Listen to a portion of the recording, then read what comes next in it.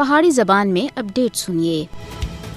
مودی دی قیادت والی بھارت جنوبی ایشیا خطے وچ امن دے واسطے بہت بڑا خطرہ بن گیا ہے۔ RSS دی حمایت والی بھارت دی مودی حکومت تے تسلط پسندانہ منصوبے علاقائی امن و استحکام دے واسطے سخت خطرہ ہیں۔ بھارت کئی سالاں تھی تنازع کشمیر دے پرامن حل دی راہ دے وچ نہ صرف رکاوٹ کال رہا ہے بلکہ وہ حق خود ارادیت کا مطالبہ کرنے دی وجہ تھی کشمیری عوام دا قتل عام بھی کر رہا ہے۔ جنوبی ایشیا وچ اس وقت تک امن قائم نہیں ہو سکتا جد تک مسئلہ کشمیر کو کشمیری عوام دی خواہشات کے مطابق حل نہیں کیتا جاتا۔ فسطائی مودی حکومت تے 5 اگست 2019 دے غیر قانونی اور غیر آئینی اقدامات یہ ثابت کرتے ہیں کہ بھارت علاقائی امن و استحکام دے بارے وچ فکرمند ہے اور نہ ہی سنجیدہ ہے۔ مقبوضہ جموں کشمیر دے اوتے بھارت دا ظالمانہ قبضہ اور اس دی جنگی پالیسیاں جنوبی ایشیا دے امن و استحکام دی راہ دے وچ بہت بڑی رکاوٹ بن رہی ہے۔ بھارت وچ مودی دے برسر اقتدار آنے تھی بعد تھی علاقائی امن دے واسطے خطرات بد گئے ہیں۔ اپنے گوانڈی